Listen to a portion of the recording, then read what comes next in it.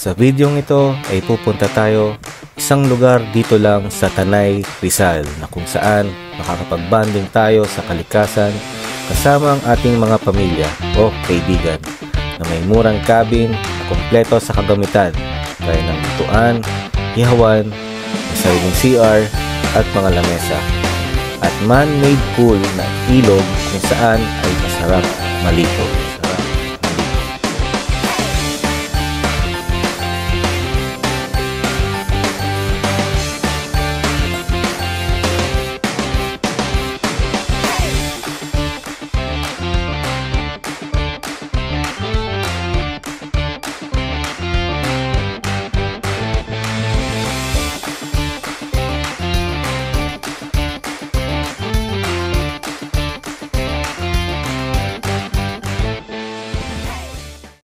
Good day mga ka-adventure.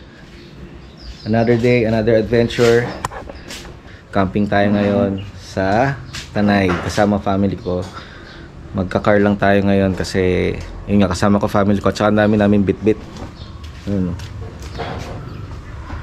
So dito lang sa may Tanay, BB Golly Cabin and Nature Camp. So check natin kung maganda siya puntahan. Dumaan muna kami dito sa Talipapa. Dito kami sa Marilake Highway. Kaya sila misis na bumili ng adobo at saka paksigang.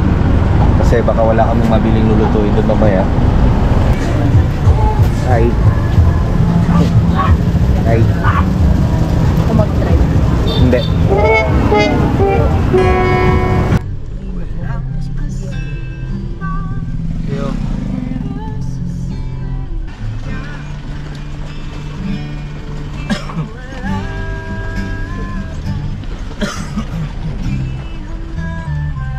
If you like this channel, if you like this video, nasa tamang channel ka.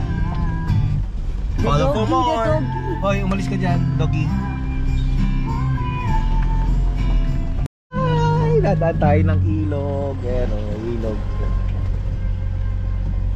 Mga bibi ba eh. The duck. Daming duck po. Ang daming duck. Sagasang may isa. Pulutan yan. Uy, galaw! Uy, galaw! Yan. Ito siya.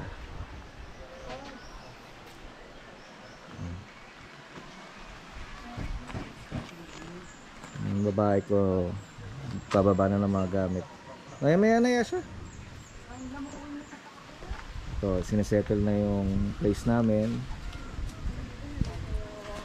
Ang aking bugoy.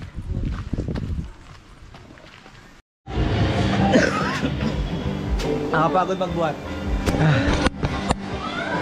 Di ba mabinuhat ko na? Pero tingnan nyo naman, yung nature talaga. Ilog. Eh, anak ko, magmumuni-muni na. Yung wife ko nag-prepare na ng food namin kasi ano na rin magbo 1 PM na rin.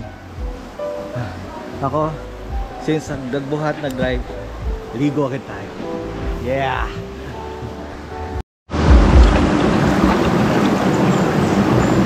Lamig! Woo!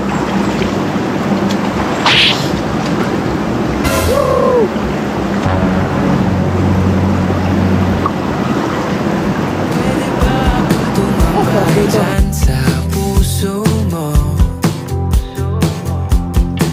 parang masyado na yatang gasgas ang banat na to. Kailan kaya ako makakaisip ng linyang para sa'yo? Gusto ko na wala kang toyo ngayon, mama. Walang toyo. Walang toyo. Happy wife. Yung toyo nandun sa adobo. Luluto. kahit di maganda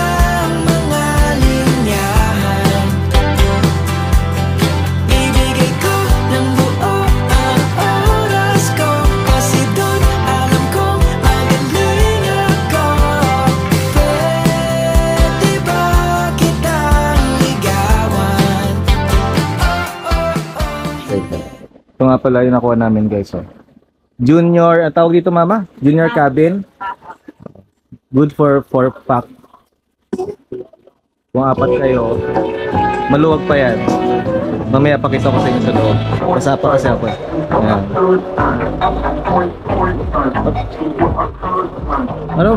Around 2,000 lang ang binayad namin sa ano na yan, sa junior cabin na yan. Mga 2,000 lang binayad natin dito, di ba? O, 2,100 to be exact. Tapos may entrance ba dito? 150 per head. 150 per car. So kung isang car lang kayo, yun lang ang babayaran mo. Tapos itong junior cabin, 150 plus 2,1, edi 2,250. Tapos pagkain na. Tapos yung anak mo sumasayaw-sayaw pa. 2,100. Yun lang yung binayaran namin dito. Tapos actually 2,000, yun yung sa cabin. Yung 100 pala, yun yung sa paggamit ng lutuan. Kasi nga naman, gagamit tayo ng gas stove, di ba? Yung tangke, yung paggamit ng gas na yun, yun nga, pinano nila tayo, worth 100 pesos. So, okay na, di ba? Magre-reklamo ka pa ba sa 100? Makaluto ka lang ng maayos. So, cool na cool dito. Wala ka nang masyadong bibit-bitin. Mas ang hirap din na marami kang bitbit, diba? Yun yung hassle dun sa pagka-outing eh. Yung setup, tsaka yung pack-up, diba? Katatapos lang namin kumain. Nagluto kami ng adobo for lunch. Hanggang dinner na yun, tapos bukas naman sinigang. Isa pa pala sa mga amenities na dito, provided ang lamesa. So ganyan yung may upuan naman. Pero nagdala din kami ng sarili namin. Ito, sa kanila to, sa resort to. Diba? So hindi mo na rin kailangan magdala ng lamesa. Wala ka nang iintindihin. Chopping board, kanila din yan. Diba? So, ang dadali mo na lang talaga yung lulutuin mo saka tubig. Yun na lang. Kung gusto mo lang kasi nga single burner, maigi na may dala kang extra na lutuan para mas mabilis kayong makakakain, makakaluto ng sabay, di ba? Pero kung wala naman kayong ganito, no worries kasi meron naman silang provided. Yun nga lang, single burner. Thank you. Oh, iyakan moment na. So mag-reminisce dyan, oh. Picture tayo pa.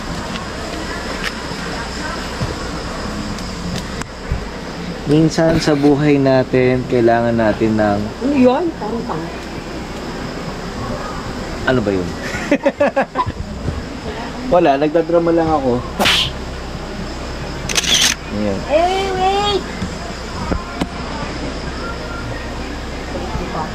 Ano? Ba't sumabay ka mag-picture?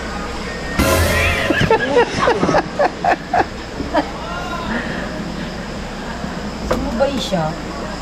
Minsan sa buhay natin, dapat meron din tayong bonfire. Wala lang, may masabi lang. Wife, so prepare na ng breakfast. Yeah, Where, what? Woo, sarap. So remind ko lang guys, walang kuryente rito. Better magdala kayo ng power bank para sa mga gadgets nyo. Wala rin nga pala signal.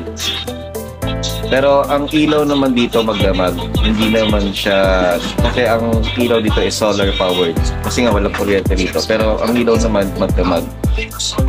Tapos malamig naman sa kwarto sa gabi kasi ang mga rooms dito walang aircon. Meron silang provided na di baterya na electric fan pero hindi naman nagtatagal. Pero actually hindi mo naman kailangan ng electric fan kasi malamig naman din talaga. Ang issue lang dito sa room kasi nga ang mga bintana walang screen. Minsan may mga lumilipad na insect. So, pero hindi naman nangangagat, hindi naman siya lamok. Actually wala nga lamok eh, in fairness. Meron nga lang yung iba, yung gabog-gabog pa tawag doon, tapos yung may parang mga maliit na bugs. hindi maiwasan kasi nga yun na lang siguro dapat i-improve sa mga rooms dito. At least lagyan ng screen para maiwasan yung mga ganong insect. Pero nakatulog naman kami ng maayos. Yan, linaw ng tubig. Oh. So, bago, ang check-in kasi namin is 11 a.m. to 9 a.m. kinabukasan. So, mag-8 na. So, may isang oras na lang kami. So, ligo, saglit, then breakfast. Then, ligpit na. Gora na. Kasi, magpapaspa ako. Dito, pag umupo ka rito, tas hindi ka gumalaw, yung mga maliliit na isda, maglalapitan sa paa mo. Tapos, alam mo yung napapanood natin na therapy, yung kinakagat nila yung paa mo. Pero hindi naman talaga kinakagat. Parang kinikis lang nila. Kita dyan. Unti-unti na sila naglalapitan, no? Ayan, no? Kilite. Ayan, no? Dami na nila. Padami na pa sila ng padami. Maya-maya, puno pa yan. Dadami pa yan. Yung sa kabilang pa ako, dami na nila, oh. Paliwa.